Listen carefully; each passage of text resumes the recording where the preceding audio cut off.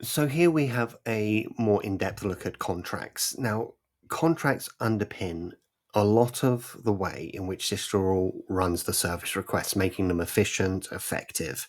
So it does require a bit more time and a bit more input than some of the other processes. Now, to start off, all you need to do is go into your Systeral, the sales and finance, all contracts, and top right corner, add contract. First page, basic overview. So you give the contract a name, you advise who the client for the contract is, and then you give a very brief overview of what the contract entails. This is just to give an idea behind what the contract's for. Create contract, and there we go. That contract is now on Systeral. As you can see now, there's several tabs across the top there.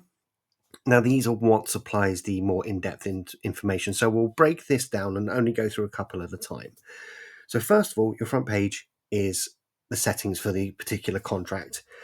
First of all, we'll have a look at down the bottom here. There's a selection of tick boxes, each with instructions to the side. So all you need to do is go in there, have a read, see what you do require on this particular contract, what you don't, tick as applicable. Now, obviously, enabled is an important one. If the contract's no longer needed, you can basically disable it from there and it will no longer appear as an option. Other ones such as triage calls, that's more of a administrative function. It means if there's more required information on a ticket, things like that, you can put it into a triage state, all depending on your subscription levels, of course, and that just gives an idea that more needs to be looked into before assigning. Other things are PCI process, custom reports, that kind of thing. So have a read through there, decide what you do and do not need on this particular contract, and activate it there. Now, further up, we have a look at things like catalogs, what product sector the contract is under. Now, again, these will be dependent on your requirements. So if you need a particular parts catalog attached to a contract, you can find it in there. If you want to define it under a certain product sector, you can do it there. You can also, as you can see, add toolkit and equipment information. So anything you need on this contract that is an absolute requirement, you pop it in there and it will automatically attach itself to the rest of the calls that are logged under this contract. So once you've defined the settings of the contract, customer support. Now, this would be if there's any particular range of customers that you're providing these services for. So maybe it's 3 or 4 different named stores, but under a single banner contract. All you will need to do there is add the customer. So you go into your list, you select which the customer is, and then you define the sites. Will it be all sites under that customer? Will it just be a select amount? Is it only in a certain region? Whatever you need to do, you can define the parameters of the locations within the customers field.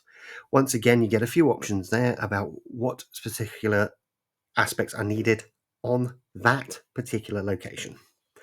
This helps you define the regional parameters surrounding your contract. If there's different requirements in different locations, you can adjust it all from here.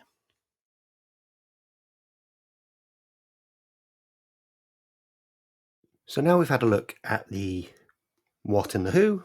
Now we'll talk about the when. So with each contract, you're able to define your response times, your service levels, as well as the hours that the contract will actually cover. So along the top, your first option will be service levels. Now, these are something that you can define yourself. Do you want 4-hour response, 8-hour response, same day, business day, whichever you want for each separate level. So for example, a critical, you may want 4-hour response, or you may want to customize the response. So within a certain working hours, it needs to be done within certain times. Now, this also counts for not just attending the site, but also for the different stages of the ticket. So you can define how long it must take the service partner to accept the call, how long it takes to schedule call, and almost as importantly, what's the cutoff for the end of day. Now, you can define each of these areas and also change the names for them so it suits whatever internal language you use on your tickets. Now, once you've defined each separate area, You then need to define the hours in which the contract is active. Now, you could do this to be a full 7-day contract, 5-day contract, whatever you require. Is it a 24-hour contract? If not, define the start time, the end time.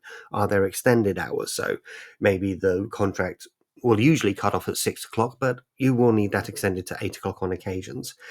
Now, what's really good about this, though, as well, is that although you can define the complete contract, if you have particular sites that may need slightly more attention, maybe it's a flagship store or a head office, whatever it may be, you can actually add exceptions. So you can add individual sites depending on the contract and add additional parameters or criteria for those sites.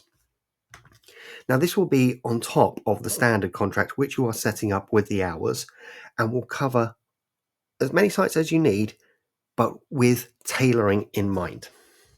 Now, as you can imagine, that's very useful if you have different stores that maybe cover different operating hours or different locations requiring earlier or later starts. What's important about this is that you define these times, you define the hours, and they are then inbuilt into the contract so you don't have to constantly chase. If the partner has not performed an action within the certain set time as defined by the contract, an automatic alert will be sent both to you and the service provider. It just helps you control your workload while keeping the tickets on course.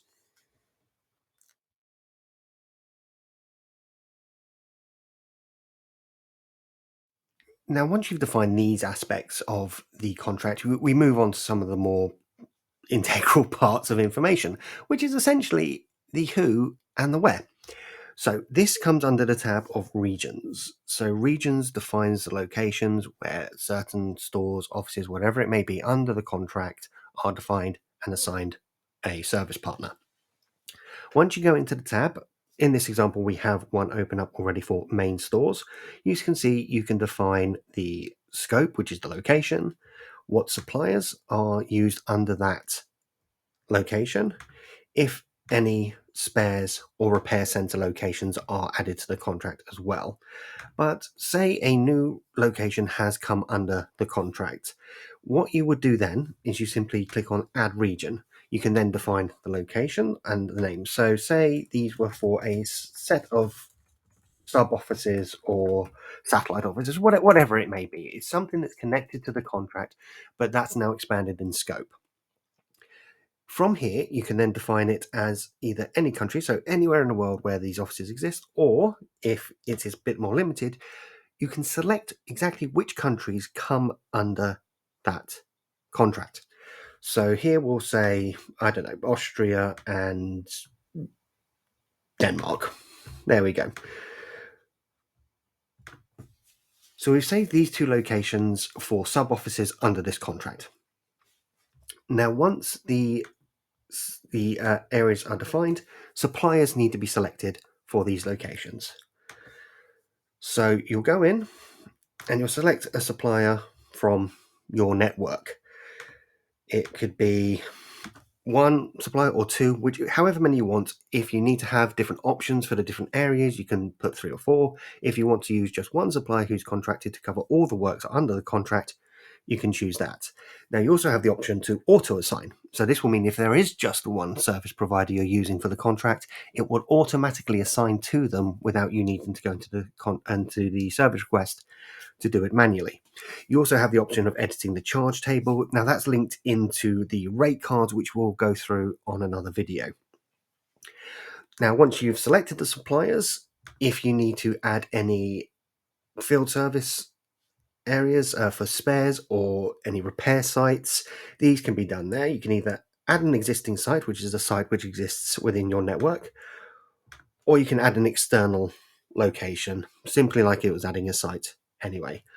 Once you've gone through all those parts, once you've assigned your partners, added any external locations that may be needed, and you've saved the location, please don't forget, it would always be a good idea if these new locations require any specific exceptions under the hours of cover, do go back into that tab and add any exceptions if they are needed.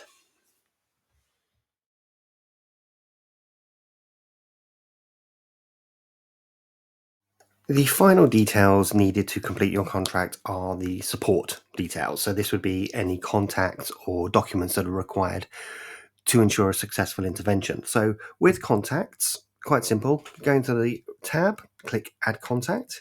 You can then either select an existing member of the team or you can add someone new in.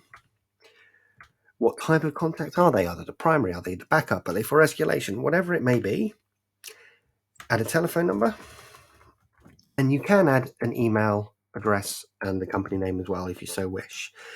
Now, with contacts, they are all automatically added to any service request logged under that contract. So when we say contacts here, we are really thinking more about those who manage the contract rather than individual on-site contacts. That would be managed through the site lists. So once you've selected your contact, you save that. You can add as many contacts as you need, but do try to define them within the scope of what they are actually needed for. Once you've done that, if you do need to change them, rather than managing the contacts through each individual service request, you can come back into the contracts and manage them from here. Now we have documents. Now we show in another video how to create and manage your documents library. So we won't cover the full details of that here. We'll simply look at adding the folders directly to the contract. Now, as with contacts, any folder of documents that's added to a contract will automatically attach to every service request. So you do need to maintain your folders correctly to ensure there isn't a lot of unnecessary detail flowing around. So all you need to do is click Add Folder, select the company that these documents essentially belong to. This may be if you have several stores or different sub-companies beneath you that you manage their requests for. And then you can either select the folder from the pre-existing list, or you can create a new folder. To create a new folder, simply name the folder and advise what it's for. Is it a general purpose folder? So that will mean it's just general documentations, or is it site specific? Now, if it is site specific, there is further requirements. You will need to go into your documents library, create a folder for each site and add the specific documents to it to ensure that they are uploaded correctly. Here we'll stick with general purpose. Now, once the folder has been added, you can define, as with anything else, by region. Is it only valid in France, for example, as opposed to Austria? So you'd select the regions, you'd select the regions where they are valid, and that will then attach to those sites only. And you can also have it where it's either available to all or only selected organizations within. Once these parameters are defined, you save, and those documents will then be added as necessary to the service requests you create on Systeral.